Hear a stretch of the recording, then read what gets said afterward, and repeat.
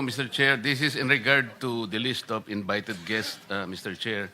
In the last hearing, I intimated my desire to invite also SunWest, considering that it is the company founded by Congressman Saldico, where his name was also very much floated in this hearing. First, it was mentioned in the sworn statement of the Discayas. It was mentioned by Representative Toby Tiangco, and very lately he was also mentioned by Engineer Alcantara. I intimated that desire in the last hearing, Mr. Chair.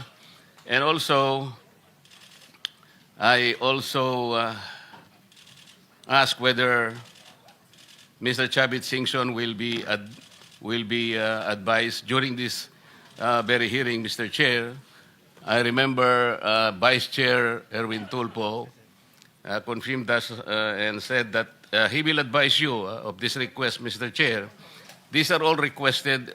These are all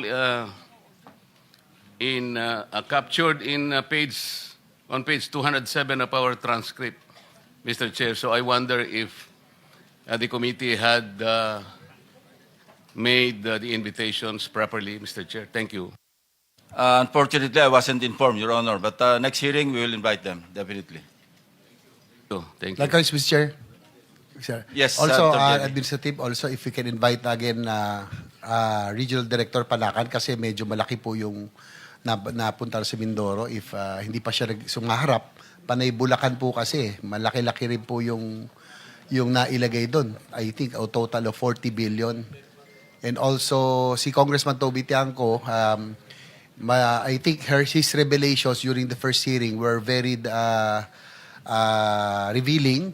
If he can be invited. Nahiya po siya pumunta. Sabi niya kasi he was not invited. Baka sabihin, epal siya. But I think he can help a lot. Yes, we will also invite him or ilan ba, JB?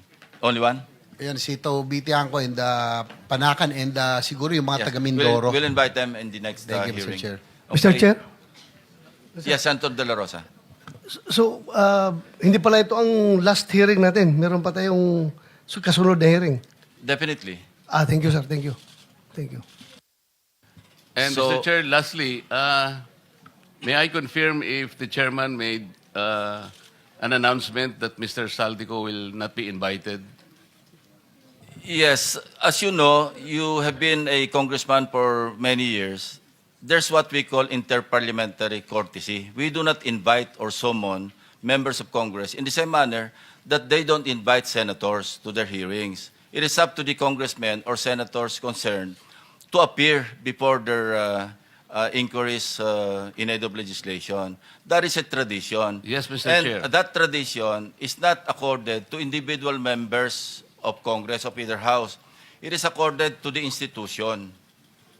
Yes, Is that, yeah. you will. Yeah, but if he is expelled, then we'll invite him. He's no longer member of Congress. Representative Chanco was not expelled, Mr. Chair, but Yes, but When he was invited, he is voluntarily appearing before the committee. yes, but there was an invitation. No, we did not extend any invitation to I was the Representative- one who invited him when I Well, was the chairman. You can speak for yourself. Yes, that's why. He can be invited. There is no violation of interparliamentary. Anyway, that's water under the bridge. He will appear, I think, anytime now because he was informed by Senator Ejercito. So can we just proceed? We have a long Sinasabi ko day. po yung tungkol kay Mr. Saldico. All Kung right. sakaling Go ahead. halimbawa nandito siya, we can invite him. Okay. Okay, thank you. No issue there. Okay, so today we will hear the testimony of Mr. or former Undersecretary Roberto Bernardo. Kindly stand up so your oath will be administered by the Director General of the Bureau. Do you swear or affirm to tell the truth, the whole truth, and nothing but the truth in this proceeding? Thank you. You may take your seat. Thank you. Are you ready to make your statement? Yes po, Mr. Chair. You may proceed.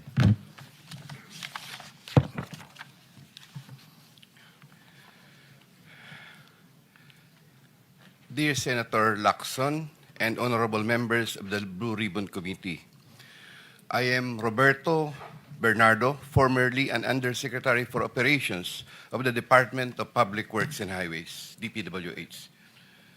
I was summoned to appear today before the Honorable Blue Ribbon Committee and required to testify in connection with its ongoing inquiry in aid of legislation into the reported anomalies in certain DPWH projects, flood control projects. Bago ko po ilahad ang aking nalalaman sa mga bagay na nais tumbukin ng kagalang-galang na Blue Ribbon Committee, ako po ay umaamin sa aking maling nagawa. Ako po ay hindi naging matatag at tapat sa pagpapatupad ng tungkulin na ipinagkatiwala sa akin ng ating pamahalaan at sambayanan. Taus-puso at puno ng pagsisisi na ako po ay humihingi ng kapatawaran sa Diyos, sa ating bansa at mga kababayan, gayon din sa aking pamilya, mga kaibigan at sa lahat ng aking binigo.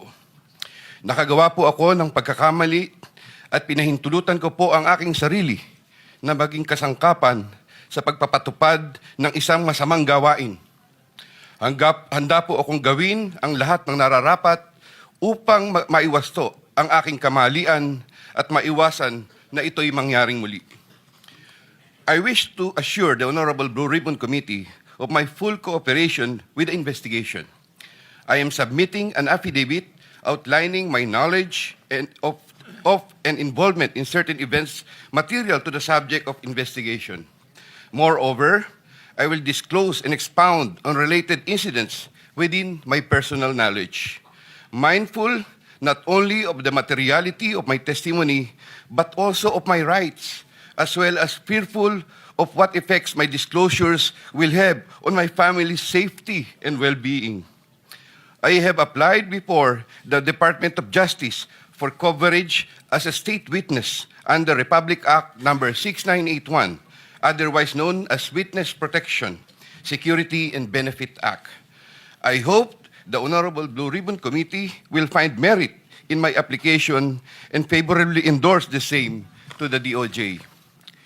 With the assurance of the Honorable Blue Ribbon Committee that my rights and benefits under RA 6981 shall be respected, I am prepared to submit the aforesaid affidavit to Honorable Blue Ribbon Committee and swear to and testify on the same, with the approval of the Honorable DOJ Secretary on the disclosure thereof for such purposes.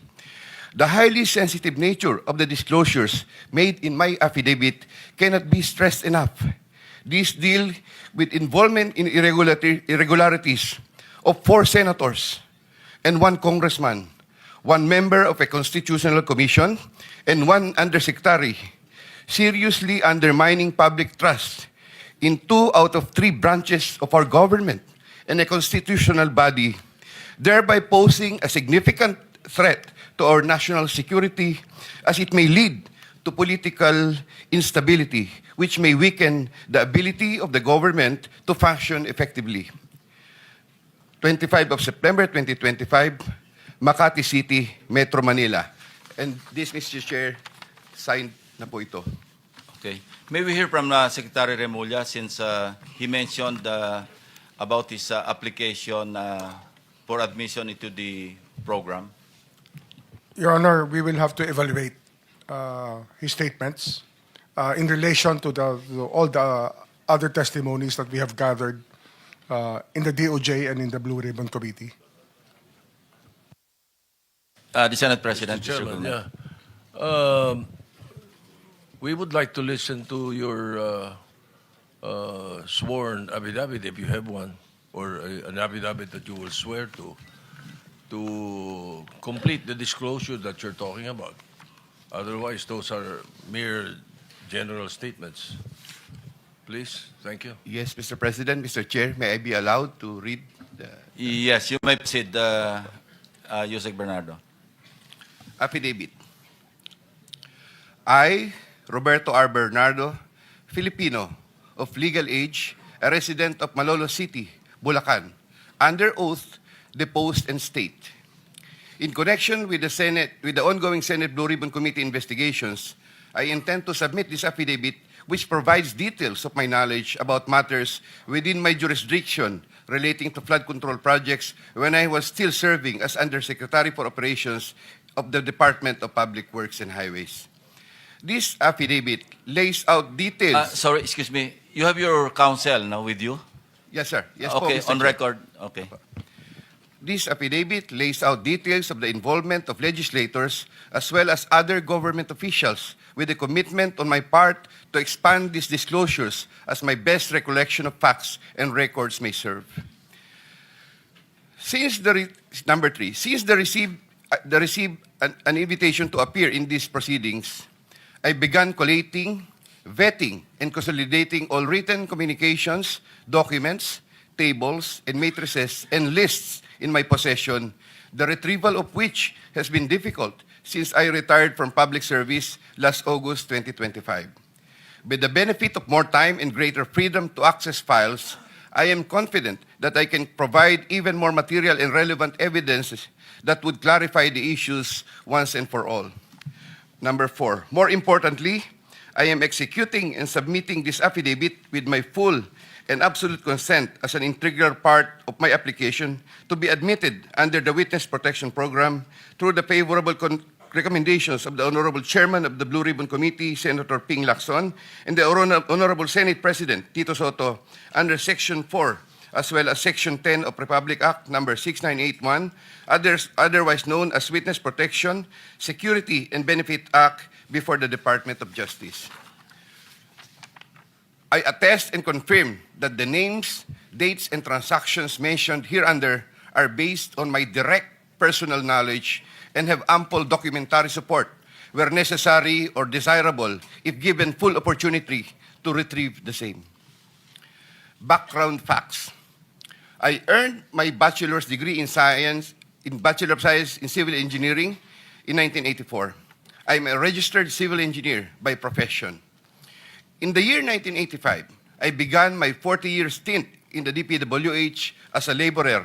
I then climbed the ranks through the years as Associate Civil Engineer, Engineer 2, Engineer 3, and as Assistant District Engineer, Assistant Regional Director. I then became Assistant Regional Director CESO 4 sometime in 2012 until my appointment as Assistant Secretary in 2016. I finally became Undersecretary more than a year later and remained such until my retirement on August 2025. I met former District Engineer Henry Alcantara during my assignment in the Laguna 2nd District Engineering Office.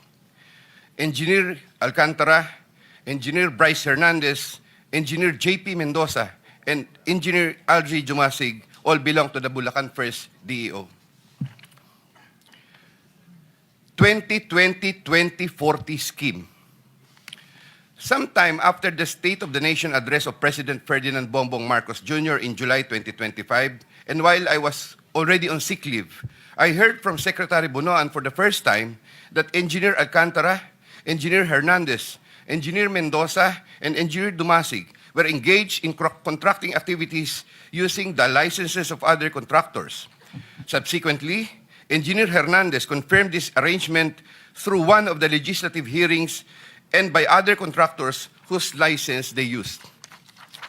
According to Bryce Hernandez, their sharing is 20-20-20-40% from these activities.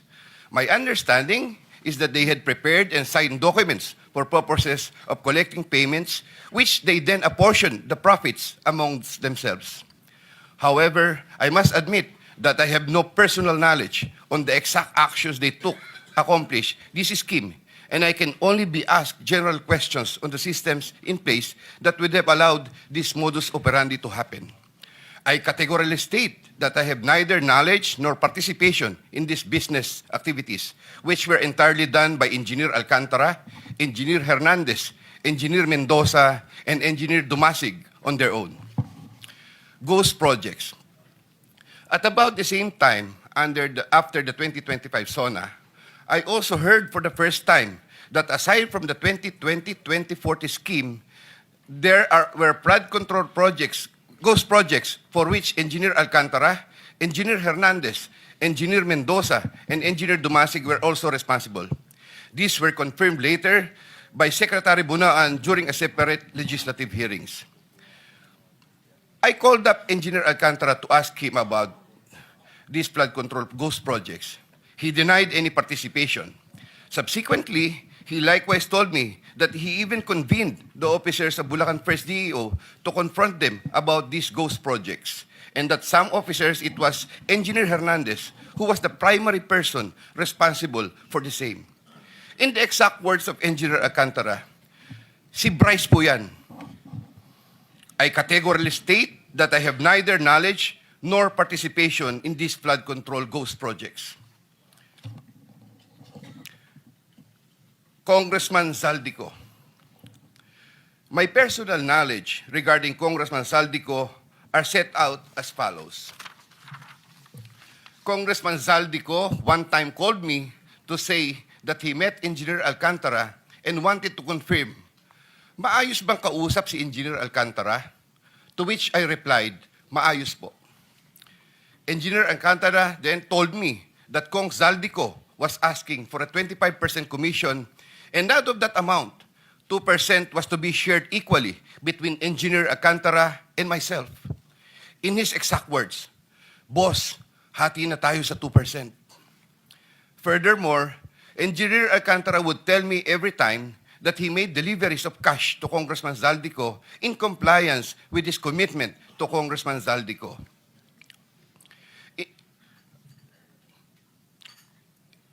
In this affidavit, I shall mention my personal knowledge regarding Senator Chis Escudero as follows. Maynard Ngu and I are close friends, and we go years back. He is also a close friend and campaign contributor of Senator Chis Escudero. Maynard Ngu asked me to submit a list of projects. I personally submitted a list of projects to Maynard Ngu, and some of the items therein pertaining to Valenzuela and Marinduque projects were subsequently included in the General Appropriations Act. A copy of the list of Valenzuela and Marinduque projects is here to attach to this affidavit as Annex A. Annex A. When I gave him the list and in relation to the commitment, I asked him, Boss, paano to? Maynard replied, bahala ka na. I asked, Boss, okay na ba ang 20%? Maynard said, okay. After inclusion of the projects in the GAA, I delivered 20% of approximately 800 million or about 160 million to Maynard Ngu, which was meant for Senator Escudero. Finally, I would like to add that deliveries of cash were personally made to me, by me, to Maynard Ngu at his office in Manila. I confirm that Commissioner Lipana requested that he be referred to officers of DPW's Bulacan First DEO. I referred to him to Engineer Bryce Hernandez. I have no personal knowledge if they were able to secure a project in Bulacan First DEO. Furthermore, and subject to possible referral to an executive session upon the approval of the Honorable Chairman, I attest to the broader systemic issues in DPWs that are widespread. My statements hereunder are based on personal knowledge and direct interactions with the personalities involved with great risk to my safety and that of my family members. I confirm the following. Yusek Trigib Olaybar of DepEd. Yusek Trigib Olaybar used to work for Senator Ramon Bong Revilla and Senator Sani Angara before his appointment as Yusek for the Department of Education. Sometime 2010, I met for the first time Yusek Olaybar, who was then working in the office of Senator Bong Revilla. Later, I learned that he transferred to the office of Senator Edgardo Angara and then later to Senator Sani Angara. Sometime 2024, Yusek Olaybar personally called me for a meeting to discuss about unprogrammed appropriations, supposedly for the office of the Executive Secretary. In the said meeting, he requested me to submit a list of projects. After the meeting, I asked Bulacan First DEO to prepare a list of projects for funding. Thereafter, Engineer Alcantara submitted a list of projects worth 2.85 billion. Here to attach as Annex B is a list of those projects. Subsequently, I submitted this list to Yusek Olivar. Yusek Olivar told me that the commitment is 15%. In his words, boss, 15 yan. Thereafter, the DPWH received a special allotment release order for 2.85 billion for the projects listed in Annex B. Engineer Alcantara, from time to time, would collect and deliver the agreed 15% commitment to me, which I delivered or caused to be delivered to Yusek Olivar in Magallanes, Makati, and other places.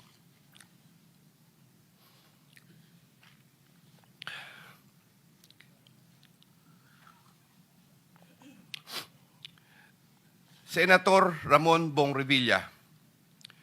Sometime in the year 2024, Senator Revilla and I met where I gave him a list of projects given to me by Engineer Alcantara. Senator Revilla asked for a commitment, which I suggested. Then he approved at 25% of the total amount of the projects indicated in the list here to attach as Annex C. I relayed the 25% commitment to Engineer Alcantara and told him that Senator Revilla will appreciate additional contributions for his senatorial re-election bid. Engineer Alcantara collected the 25% commitment, or about 125 million, which was turned over to me and then delivered to Senator Revilla in his house in Cavite.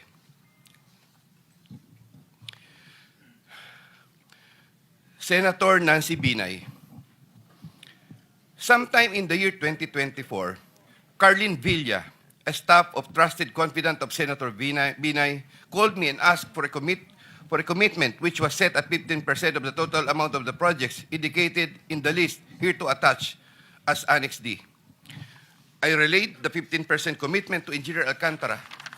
Engineer Alcantara collected 15% commitment, or about 37 million, which was turned over to me and which I then delivered to Senator Binay at a house in Quezon City. Given the complexities of the transactions and personalities involved, I humbly reserve the right to submit a supplementary affidavit if warranted in the premises. I attest to the truth of the foregoing statements based on my personal knowledge and authentic records. In witness or hope, I will be affixing my signature this day of September 2025 here. Mr. Chair. Yeah. Kindly sign your affidavit in the presence of everybody.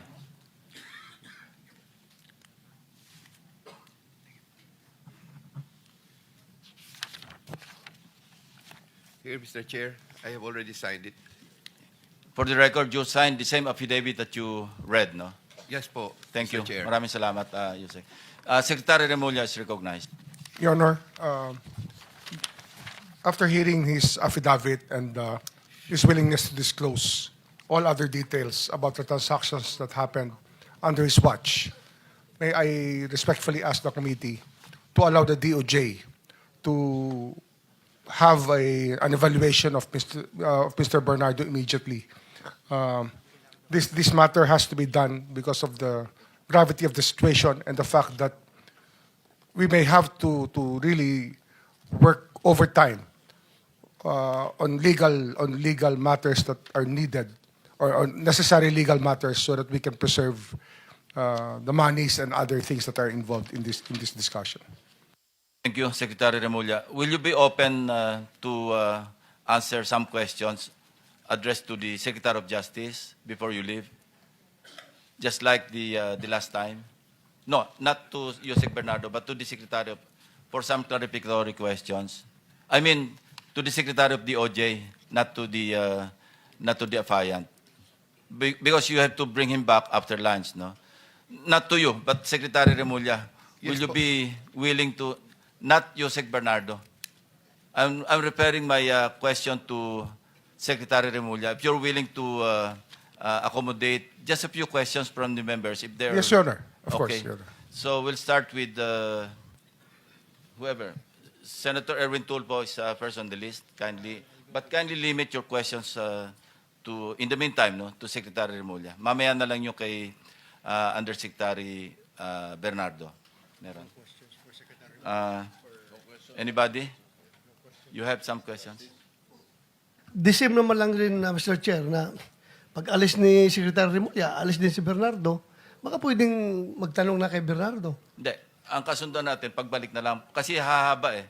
And they have work to do. So we are accommodating them in the same manner that we accommodated Alcantara, Engineer Alcantara, to be brought immediately to the DOJ for evaluation, for some procedure. Then after that, we can have all the time in the world. Maski hanggang madaling araw, kung gusto mong tanongin si Yusek Bernardo, O sir, pero you can.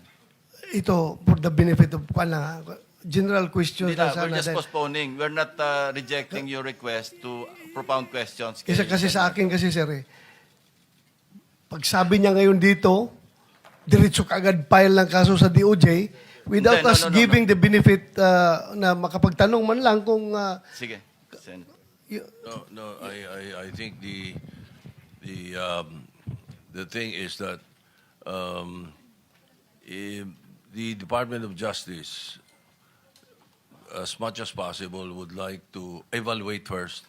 They will not file any cases against anyone. but subsequently, filing of cases will follow. Kung sana naman bago siya makonsider doon, dito muna sa atin. Dahil sa atin niya nilahad yung statement niya, so hindi naman niya nilahad sa DOJ, sa atin muna.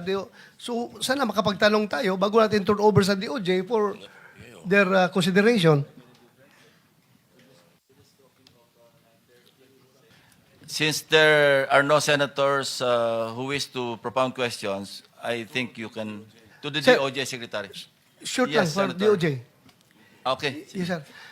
Secretary Remulla, sir, Yes, sir. can we confirm from you, so far sa itong tinatakbo ng investigasyon natin, kung ilan na yung na-admit ninyo sa Witness Protection Program from our resource persons, kung meron na ba?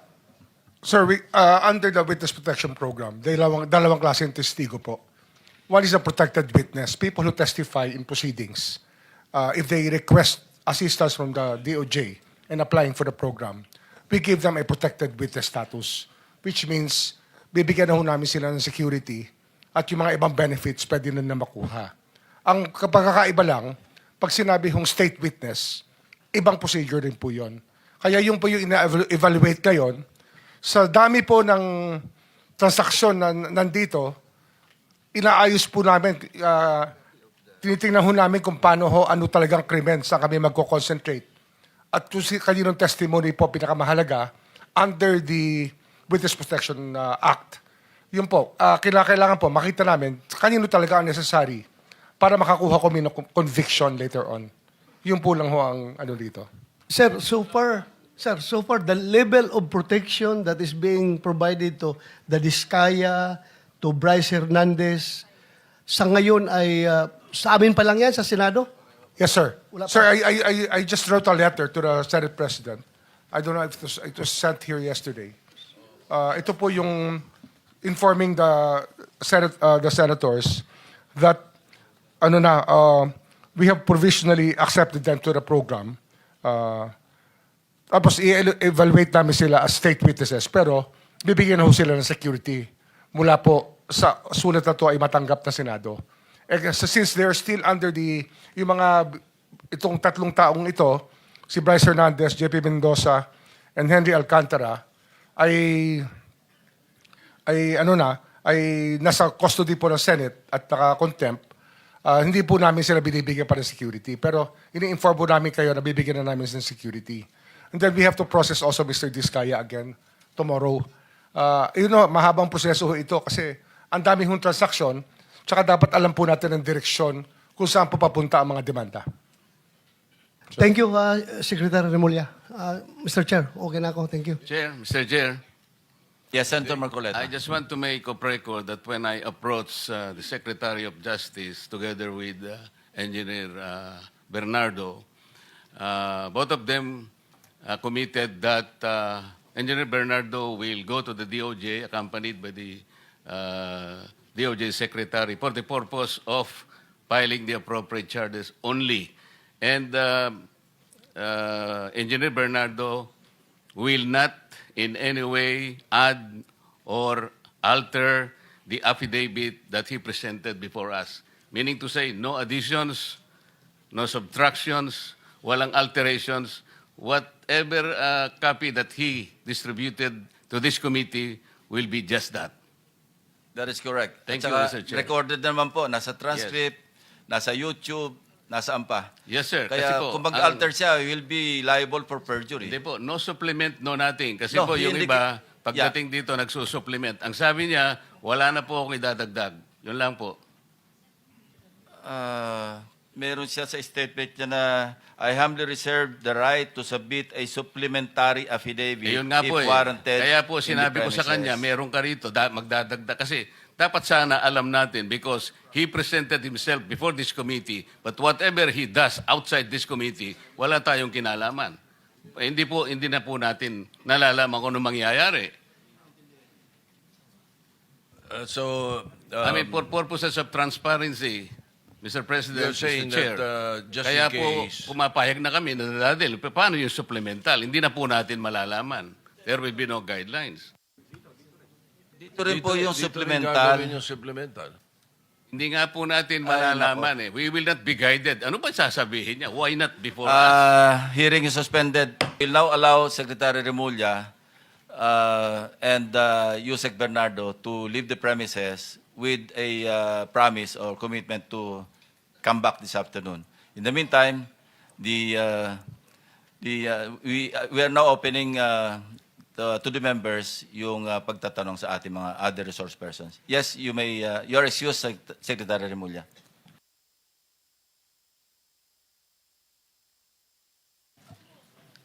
The Vice Chairman, Senator Erwin Tulfo, is recognized. 5 minutes, same guidelines, same rules apply. Mr. Chair, ako din po nakukulangan po doon sa sinabi ni Yusek Bernardo.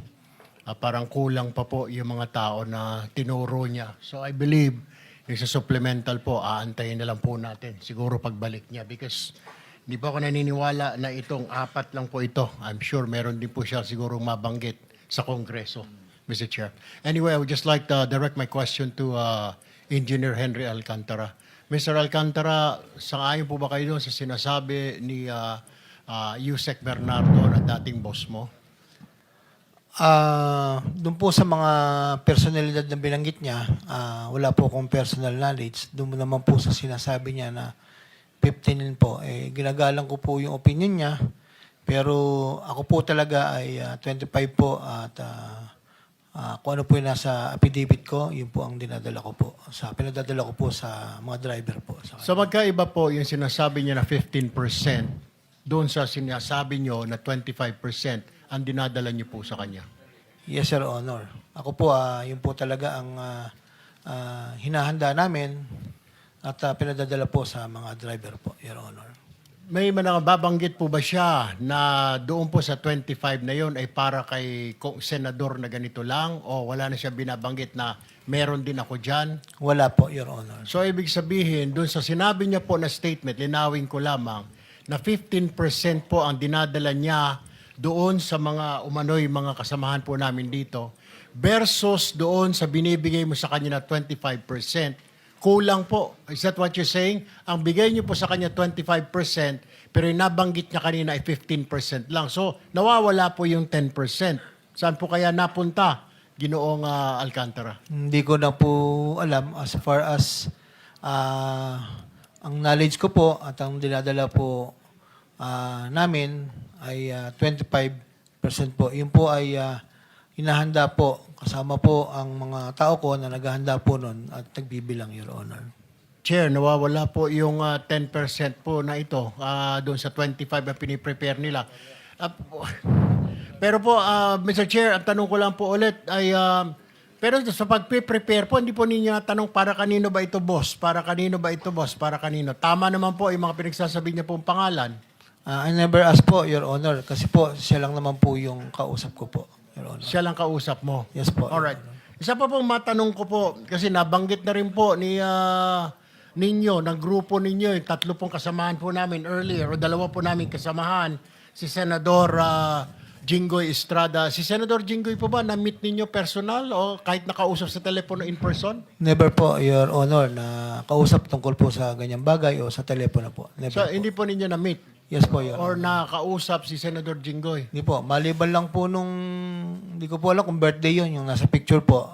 Sinama lang po ako ng mga dating kasamahan ko po doon po sa okasyon. That's how you met Senator Yes po, Your Jinggoy. What about Senator Villanueva po? Senator Villanueva, nakakasama ko lang po siya pag may mga inauguration po, groundbreaking ng mga projects po sa Bulacan. Being the district engineer po, nakakasama ko po siya pag ganung mga okasyon. Okay, wala na po other than that. Yung mga communication, tawag, after that, yung mga ribbon cutting, kung ano man yan, opening ng kalsada, wala na pong tawag po late at night or after office hours, wala na pong ganon. Wala po, yun lang pong insidente na nag-text niya sa akin na mag-follow up lang po nung request niya kay Secretary Bonoan. Dito po sa budget hearing, yun po, doon ko po siya kinausap dito tungkol po doon sa request niya kay Secretary Bonoan. Pero sa labas po, hindi po kami nagkakasama. Maliban lang kung minsan po, nanonood ako ng PBA, nanonood siya, magkabilang side po kami. Nagkakawayan lang po. Bilang respeto ko po sa kanya. All right, Mr. Chair. Opo. Okay. Mr. Chair, ito pong mga driver na ito, nandito po ba? Si Andre Balatbat, Christian Santiago, na binanggit po ni D. Alcantara na nagde-deliver po ng pera kay Congressman Saldico. Narito po ba sila? Ay, kasama ba sila kasal? Opo. Tama. Narito po yata, Mr. Chair. Okay. Na-administer mo na yun. Yan, administer lang yung oath.